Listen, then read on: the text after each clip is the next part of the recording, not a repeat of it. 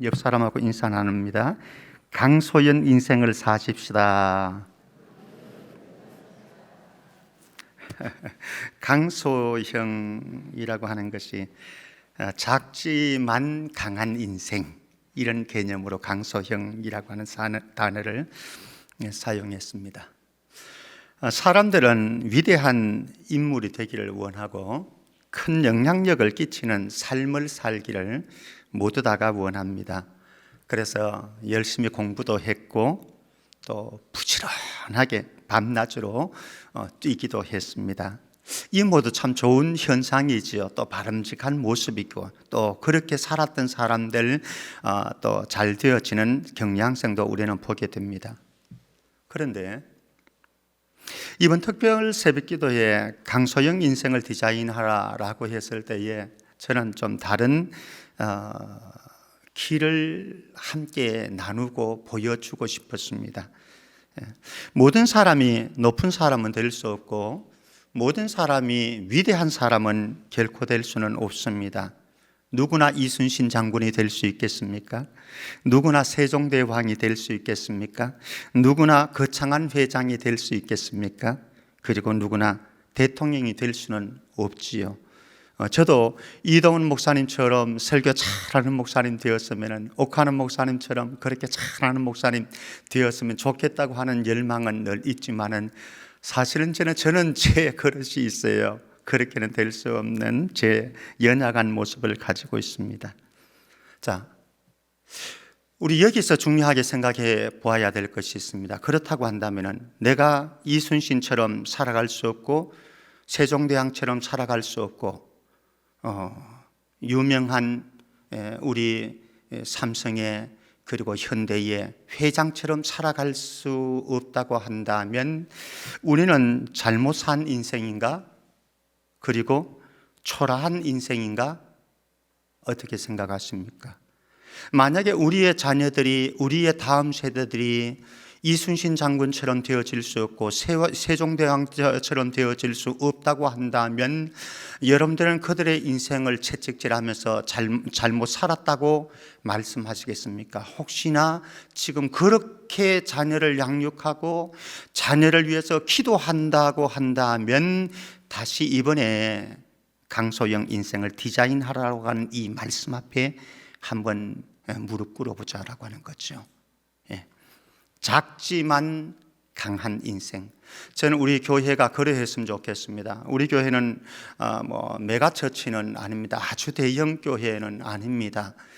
그리고 또 아주 소형 교회도 아닙니다.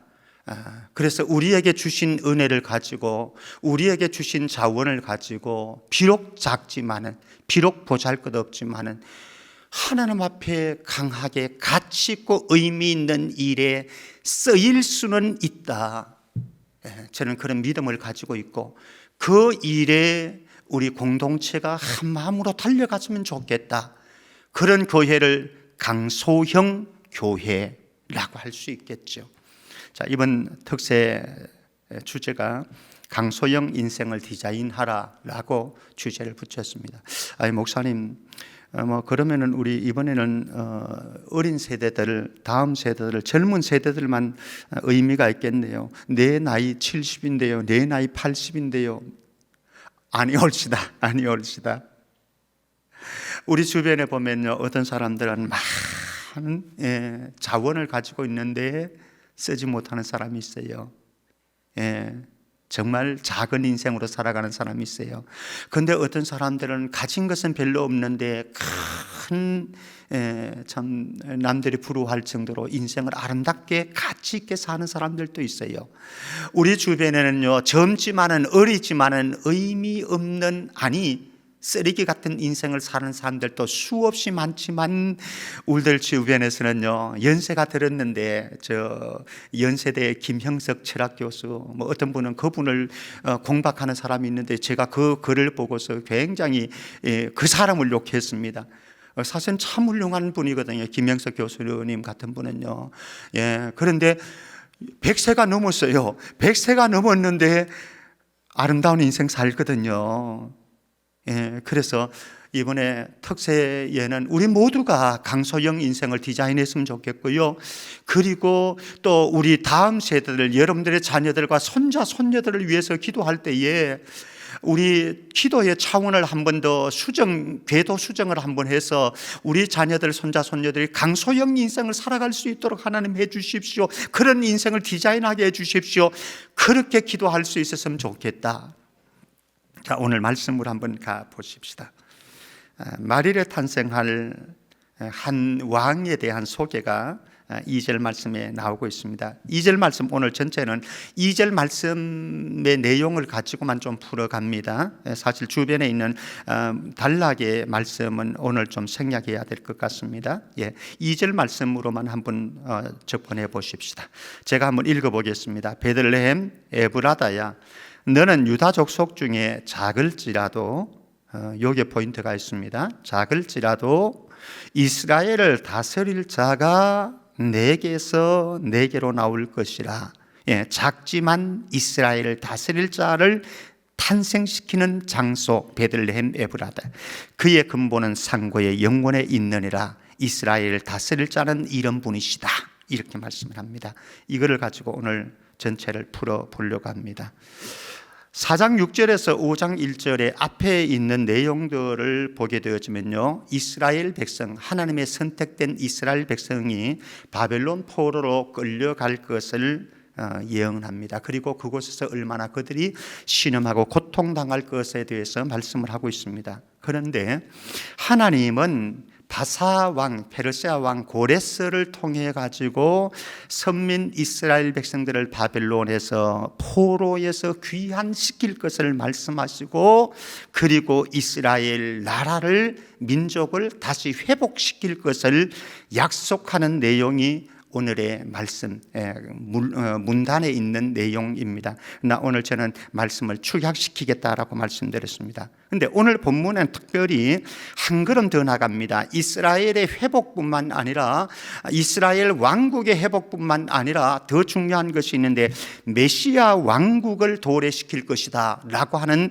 종말론적인 약속이, 예언이 담겨져 있고, 그리고 그 메시아가 어디에서 태어나는가? 베들레헴에서 태어났는데 그분은 이스라엘을 다스릴 자뿐 아니라 온 인류를 다스릴 자이다 라고 하는 예언이 담겨져 있는 말씀이고, 이 예언의 말씀, 미가서 5장 2절에 있는 이 예언의 말씀이 마태복음에 보면 성취가 되어지는데, 마태복음 2장 6절 말씀 우리 같이 한 목소리로 읽겠습니다. 같이요, 시작.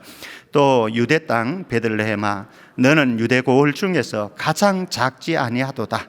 내게서 한 다스리는 자가 나와서 내 백성 이스라엘의 목자가 되리라 하였음이니이다. 너는 유대 고을 중에서 가장 작지 아니하도다 말씀합니다. 구약의 미가서 5장에 있으면 너는 유다 족속 중에 작을지라도 라고 했는데, 가장 작지 아니하도다 말씀합니다. 왜 그렇습니까? 그게 한 다스리는 자가 나오기 때문에 그렇다. 그 다스리는 자가 어떤 분이시냐? 내 백성 이스라엘의 목자이다. 여기에 나오는 말일에 탄생할 한 왕, 그분은 이스라엘의 왕이실 뿐만 아니라 어떻게 오시는가? 선한 목자로 오셔서, 요한복음 10장 10절 말씀입니다. 요한복음 10장 10절 말씀. 도둑이 오는 것은 사꾼 목자이죠. 도둑질하고 죽이고 멸망시키는 것뿐이요. 사꾼 목자의 모습입니다. 그러나 내가 온 것은, 선한 목자이신 예수님께서 온 것은 양으로 생명을 얻게 하고, 그래서 이분이 오셔서 저와 여러분들에게 영원한 생명을 이미 주셨습니다. 뿐만 아니라 영원한 생명을 주실 뿐만 아니라 이분은 우리의 삶을 더 풍성하도록 만드시는 분이시다. 이분이 여러분들의 가정을 더 풍성하게 만들고, 여러분들의 인생을 더 풍성하게 만들고, 우리 성천교회를 더 풍성하게 만들고, 이럴 때는 아멘으로 해야 제가 더 신이 납니다. 진작하시면 안 되겠습니까? 이분이 선한 목자께서 이 민족을 더 풍성하게 하시는 은혜가 있기를 주의 이름으로 축원합니다. 자, 마릴에 탄생할 한 왕, 이분은 어느 곳에서 탄생하시는가? 베들레헴 에브라다라고 말씀합니다. 그런데 미가서 5장 2절에 의하면 베들레헴 에브라다야 너는 유다 족속 중에 작을지라도, 작은 곳 베들레헴 에브라다. 어쩌면 작은 인생 김병태, 작은 가정, 여러분들 한 분 한 분의 가정, 작은 교회, 성천교회, 작은 민족, 대한민국, 이렇게 표현할 수도 있겠지요. 적용은 해보시죠. 메시아가 탄생할 장소를 베들레헴 에브라다라고 소개합니다. 베들레헴이라고 하는 것은 예루살렘에서 남서쪽으로 8km 지점에 위치한 유대 산지에 있는 작은 마을입니다. 큰 마을은 아닙니다. 작은 마을입니다. 그러니까 작다고 얘기하는 거예요. 작은 곳이라고 말씀하는 거예요. 그런데 이 베들레헴의 이름을 우리는 뜻을 잘 알고 있습니다. 무엇입니까? 떡집이라고 합니다. 떡집. 예. 방앗간 떡집 있죠, 그죠? 떡집이라고 합니다. 이 떡집에서 누구 나오신지 아십니까? 생명의 떡이 되신 예수님께서 나오신 거예요. 이 떡집에서. 예. 베들레헴에서. 예수님이 유다 지파 베들레헴 출신 아닙니까? 떡집인 베들레헴에서 생명의 떡이 되신 예수님께서 나오셔서 우리 모두에게 생명의 떡을 나누어 주셨어요. 그리고 그곳 이름을 베들레헴 에브라다라고 합니다. 에브라다는 열매를 맺는다라고 하는 의미를 가지고 있습니다. 우리가 예수 안에, 생명의 떡이신 예수 안에 거하면 많은 열매를 맺고 예수 안에서 뛰쳐나가면 열매를 맺지 못하는 거죠. 우리의 자녀, 우리의 인생, 강소영 인생 어떻게 살 수 있는가? 대단한 인생이 되기보다 떡집인 생명의 떡이신 예수님에게 붙어 있으면 풍성한 열매가 맺혀지는 인생이 될 수 있다. 여러분들의 자녀들이, 여러분들의 손자들이, 아니 나 자신이. 자, 이 베들레헴, 제가 말씀드린 것처럼 작은 곳이라고 말씀드렸습니다. 베들레헴은 유다 족속권인데 작을지라도 이 작을지라도라고 하는 의미는 둘째의 미천한, 보잘것없는 이런 의미를 가지고 있습니다. 작을지라도라고 하는, 미천하죠. 보잘것없지요. 작고 보잘것없는 장소 베들레헴이에요. 어쩌면은 저의 모습을 보여주는 것 같고요. 어쩌면은 우리 교회의 모습을 보여주는 것 같고요. 어쩌면은 여러분들의 모습을 반영해주는 거울 같아요. 저는 보잘것없습니다. 연약하고 부족합니다. 베들레헴과 같은 저 자신입니다. 여러분들의 인생도 그럴 수가 있겠죠. 그러나 중요한 것은 무엇입니까? 어쩌면 세상은요, 사람들은 우리의 작은 곳, 보잘것없고 형편없는 존재이기 때문에 세상은 우리를 향해서 외면할 수 있습니다. 아마 저와 여러분들 모두가 동일한 모습일 것 같아요. 사람들은 작은 것을 원하지 않습니다. 외면합니다. 밀어냅니다. 거부합니다. 그리고 더 큰 것을 바라고, 더 화려한 것을 기대하고, 더 웅장한 것을 기대하고, 더 거대한 것을 기대합니다. 모든 부모들이 우리의 자녀들에게 그런 마음을 가지고 있듯이, 그런 생각을 가지고 있듯이 모든 사람들은 그렇다라고 하는 것이죠. 나오미의 가정 우리는 잘 압니다. 이 나오미의 가정이 베들레헴 출신 아닙니까? 그렇죠? 나오미의 가족이 아주 베들레헴 땅에 심한 기근이 들었습니다. 그래서 먹고 살 길이 없었어요. 그래서 떡집인 베들레헴 땅을 버리고 풍요로운 땅인 모압 땅으로 내려갔습니다. 모압은 풍요로운 곳이거든요. 물이 많고 농사가 잘 되고 목축이 잘 되어지는. 그러니까 베들레헴에서는, 떡집인 베들레헴에서는 기대할 것이 없었는데, 왜? 너무 보잘것없으니까, 심한 기근이 찾아왔으니까. 그래서 인간의 시각에서 마음으로 눈을 돌려서 모압 땅으로, 그곳에 가면 풍요로운 곳이니까 내 인생에 행복이 있겠지라고 하면서 찾아갔습니다.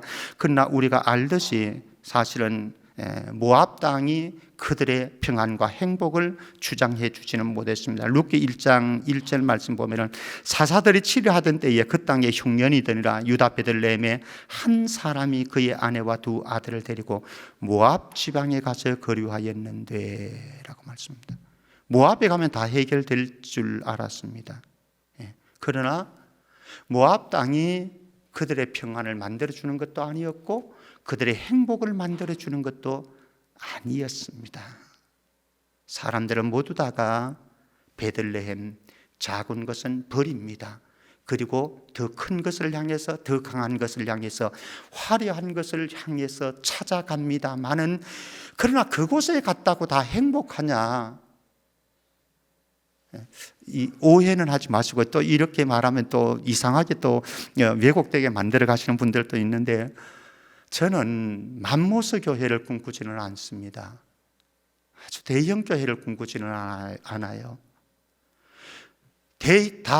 교회들이 다 대형 교회가 되어야 되는 건 아니에요. 맘모스 교회가 되어져야 되는 건 아니에요. 더 중요한 것이 있습니다. 강소형 교회가 되어지라고 하는 거죠. 작지만, 대단하지는 않지만 정말로 하나님께서 기뻐하시는 뜻을 이루어가기 위해서 함께 모일 수 있고 협력할 수 있고 함께 꿈을 꾸면서 달려갈 수 있는 그런 교회, 주님은 이런 교회를 기대하신다라고 하는 거죠. 대형 교회가 되어서 그 안에 만약에 불의의 온상이 되어진다고 한다면 무슨 의미가 있겠습니까?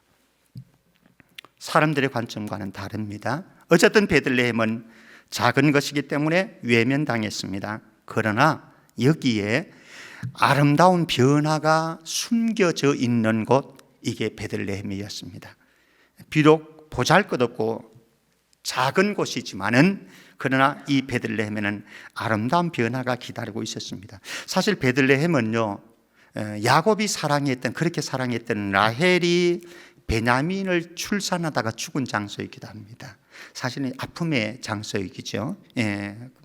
상처의 장소인 거죠. 그러나 거기에서 끝나지는 않습니다. 룻기에 우리 보았던 나오미가 살던 곳이었고 고향이었고, 그리고 다윗의 정조 부인 보아스가 살던 고향이고, 그리고 이곳에서 누가 탄생했느냐? 위대한 왕 다윗이 탄생한 곳. 그래서 유명해진 거예요. 위대한 다윗 왕이 탄생한 곳. 그런데 다윗 왕은 누구를 보여주려고 했느냐? 예수 그리스도. 그래서 예수님이 어디에서 탄생했습니까?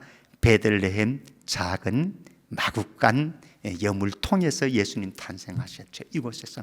그래서 베들레헴이 비록 작고 보잘것없는 땅이었음에도 불구하고 위대하신 다윗이, 위대하신 왕 예수님이 탄생하셨기 때문에 그곳은 영광스러운 장소로 변화되었습니다.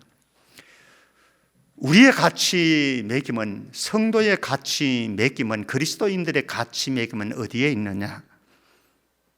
여러분들이 능력이 있다, 물론 좋습니다. 그리고 여러분들이 금수저로 태어났다, 물론 좋습니다. 여러분들이 좋은 아파트를 가지고 있다, 좋습니다. 그러나 그것으로 여러분들의 가치 매김을 하려고 하지 마시기를 바랍니다. 성도의 가치 매김은 저는 예수님과의 관계에 있다. 예수님과의 관계에 있다.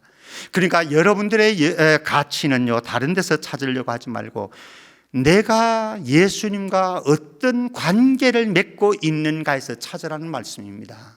예수님을 만나서 내 인생이 변화되었습니다. 예수님을 만나서 내 꿈이 변화되었습니다. 예수님을 만나서 내 삶의 태도가 바뀌었습니다. 예수님을 만나서 내 운명이 바뀌었습니다. 여기에 가치 있는 거죠. 여기에. 여러분들의 자녀들, 여러분들의 손자, 손녀들에게 정말로 중요한 것은 여러분들의 자녀들이 서울대를 들어가는 것도 매우 중요합니다. 연고대를 스카이에 들어가서 훌륭한 인재가 되어져서 삼성그룹에 들어가는 것도 매우 중요합니다. 멋있는 인생, 화려한 인생을 살아가는 것도 소중하지만 더 중요한 것은 우리의 자녀들이 영원한 생명을 보장할 수 있는, 천국을 기약할 수 있는, 보이지 않는 왕국을 기약하고 살아가는 예수 그리스도를 만나서 예수 그리스도와 함께 동행하면서 살아가는 인생을 살아가는 우리의 자녀들이나 손자, 손녀들이나 우리의 다음 세대들이나, 여기에 우리의 관심은 있습니다. 그러면은 왜 예수님을 만나는 것이 그렇게 우리의 인생에 소중하며 우리 인생의 가치 매김의 핵인가? 그것은 이스라엘을 다스릴 자이기 때문에 그렇다라고 하는 거예요. 이분이 이스라엘을 다스릴 자인데 조금 더 확장시켜 보십시다. 예수님은요, 한 아기로 태어났습니다.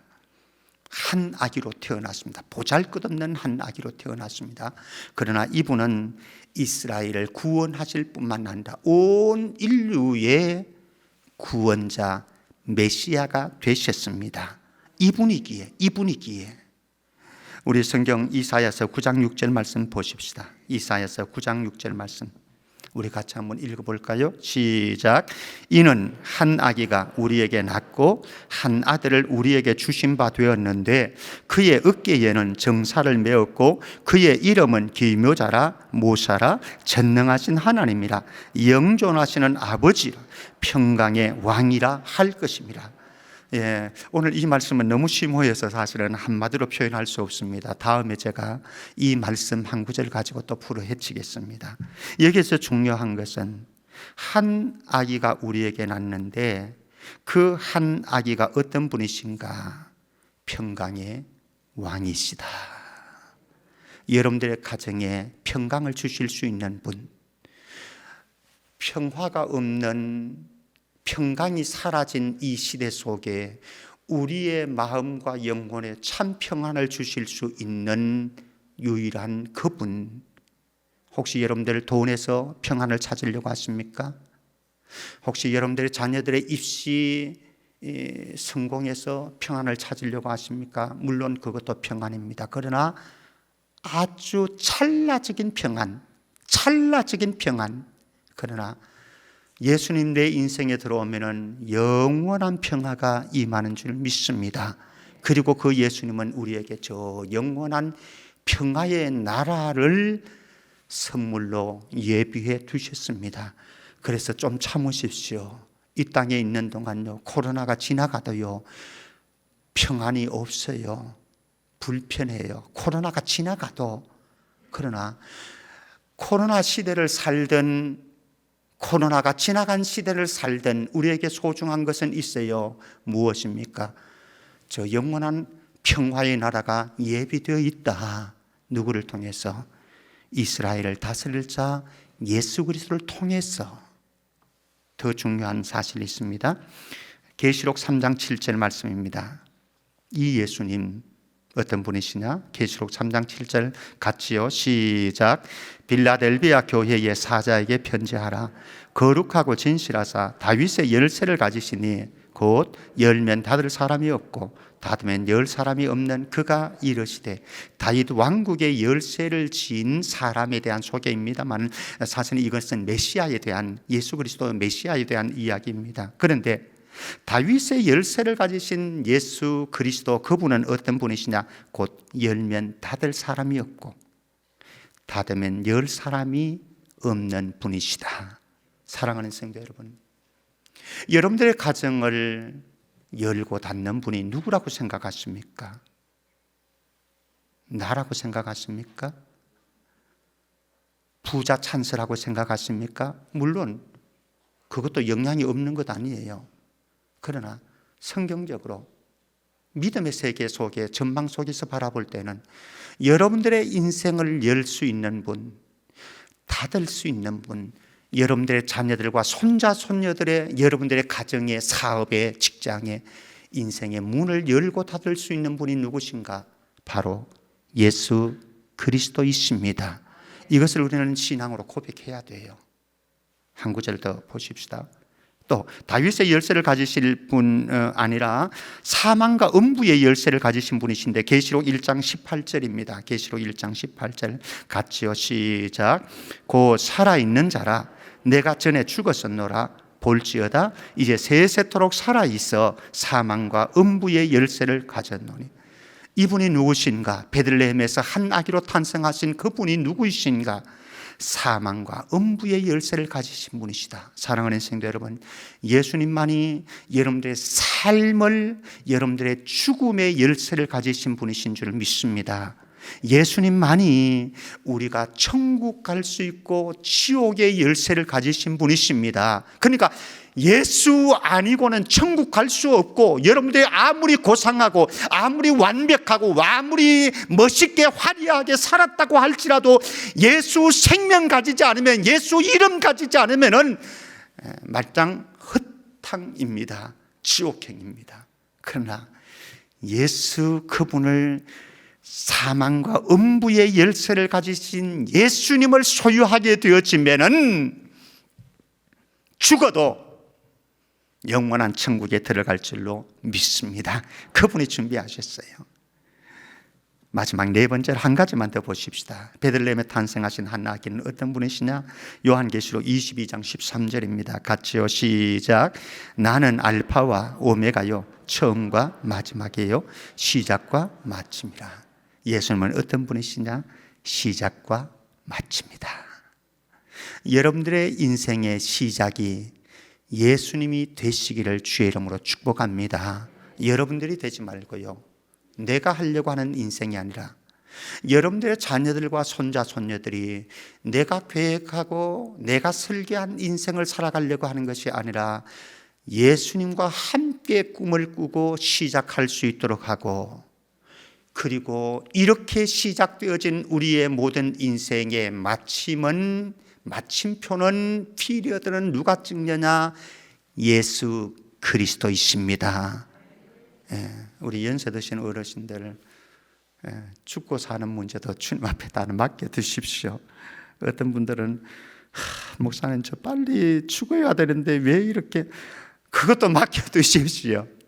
맡겨두십시오. 주님이 알아서 할 겁니다. 우리는 그저 오늘 찬양 드렸던 것처럼 겸손하게 순종하면 돼요. 자, 이스라엘을 다스리는 자, 그분은 한 사람의 인생을 강소영 인생으로 송두리째 변화시킬 수 있는 분이십니다. 이 예수 그리스도께서 우리 속에 들어오면은 저와 여러분들이 대단치 않아도 세상의 빛으로 살아갈 수 있고, 우리가 대단한 것을 소유하지 않았다고 할지라도 세상의 소금으로 살아갈 수 있고, 우리에게 찾아오신 이분이 나를 온전하게 다스리는 왕이 되신다고 한다면 우리가 있는 가정에 가서, 직장에 가서, 여러분들이 사업을 하시는 사업터에서 우리는 그리스도의 향기가 되어질 수 있고 그리스도의 냄새로 살아가게 될 줄로 믿습니다. 왜? 우리 안에 계신 그분이 위대하기 때문에. 자, 그래서 이분을 만난 분들 게임 체인저로 변화되어진다. 죄송합니다. 좀 어려운 말인데요. 그러나 간단합니다. 게임 체인저라고 하는 것은 상황과 판도를 뒤집을 수 있는 사람을 가리켜서 게임 체인저라고 이렇게 표현하거든요. 게임 체인저. 그 사람이 들어가면 상황이, 슬픔이 가득한 곳에 들어가면요, 웃음으로 바꾸어 놓는 사람, 이런 사람. 절망이 가득한 곳에 들어갔는데, 이 사람이 들어갔는데 희망, 소망을 불러일으키는 이런 사람.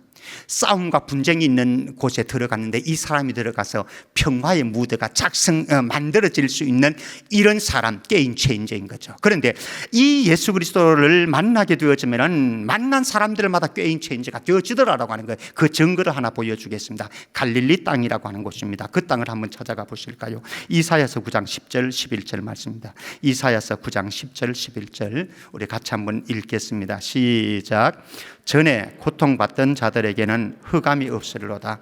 옛적에는 여호와께서 스불론 땅과 납달리 땅이 멸시를 당하게 하셨더니 후에는 해변길과 요단 저편 이방의 갈릴리를 영화롭게 하셨느니라. 흑암에 행하던 2절로 시작. 흑암에 행하던 백성이 큰 빛을 보고 사망에 거느질 땅에 거주하던 자에게 빛이 비치도다. 흑암이었습니다. 절망이었습니다. 어둠이었습니다.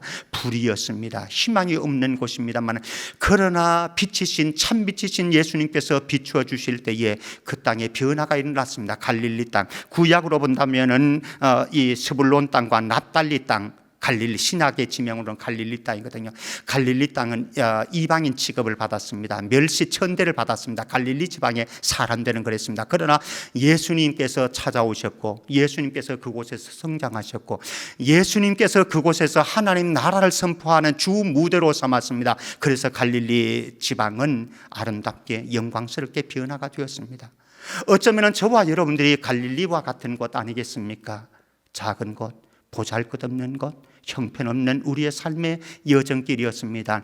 이 예수 그리스도께서 저와 여러분들에게 찾아오심으로, 빛 대신 예수님께서 저와 여러분들에게 찾아오심으로 내 인생을 바꾸어 놓았습니다. 저는 예수님 때문에 꿈이 바뀌어졌습니다. 그리고 예수님 때문에 제 성격도 엄청나게 달라졌습니다. 그리고 예수님을 만나서 제 삶의 태도도 엄청나게 달라졌습니다. 그래서 사실은 제 아내가 혜택 보고 제 자녀들이 혜택 보고 있습니다. 제가 예수님 만나서 변화되었기 때문에.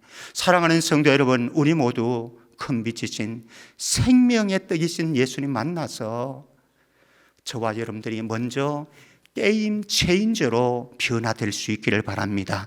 그래서 여러분들이 가정에 있으므로 여러분들의 가정이 변화되어지고, 여러분들이 게임 체인저가 되어져서 예수 그리스도 안에서 변화된 나 자신을 통해서 여러분들의 직장이 아름다워지고 화기애애해지고, 그리고 여러분들이 계시기 때문에, 게임 체인저인 여러분들이 계시기 때문에 우리 교회의 분위기가 달라지고, 서로 얼굴을 보면 행복하고, 그리고 저 사람을 만나면 내가 용기가 생기고 위로가 되어지고 눈물이 닦여지고, 그래서 우리 모두가 예수 그리스도 안에서 우리의 삶의 터전을, 환경들을, 공동체와 조직을 변화시킬 수 있는 강소형 인생이 되어지기를 주의 이름으로 축복합니다. 말씀 맺어가겠습니다. 한국 교회는 자꾸만 쏠림 현상을 가지고 있습니다. 그래서 작은 개척 교회들이 일꾼들을 만들어 놓으면은, 그리고 우리 교회처럼 이 중소형 교회들이 일꾼을 만들어 놓으면은 나이가 20, 25, 30 이렇게 되어지면은 온누리 교회로 찾아가고요, 사랑의 교회로 찾아가고 다 찾아갑니다. 이걸 쏠림 현상이라고 그래요. 쏠림. 저는 가슴이 많이 아파요. 많이 아픕니다. 그런데 오늘날 우리의 모습이 그렇게 만들어가고 있다라고 하는 거예요.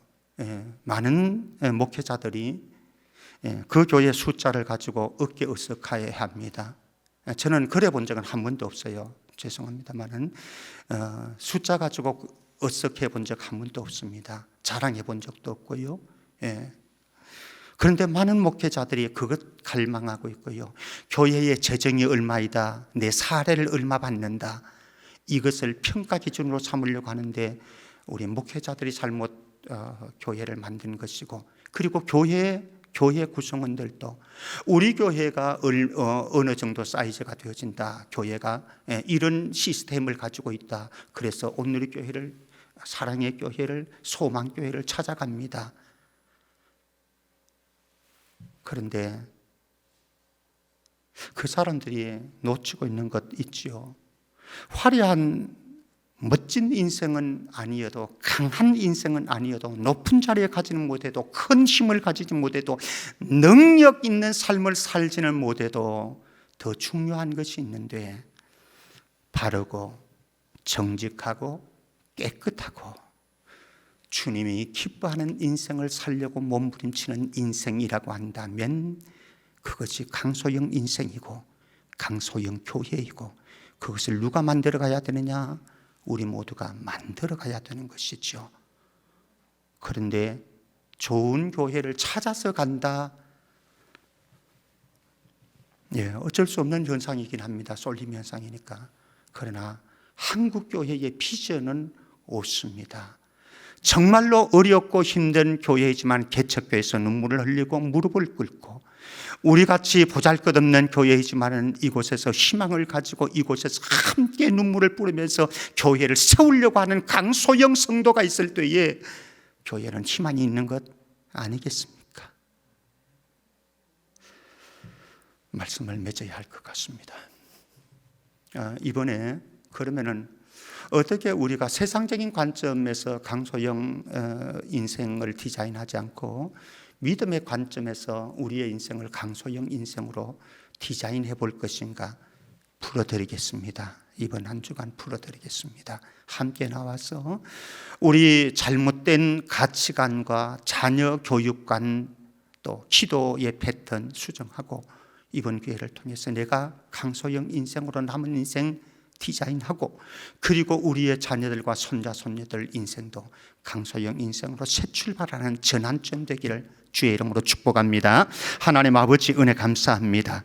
말씀 그대로 우리에게 다가오게 하시고 우리는 겸손하게 무릎 꿇게 하시고 실천력을, 순종력을 가질 수 있도록 성령님 도와주옵소서. 거룩하신 예수님 이름으로 기도합나이다. 아멘.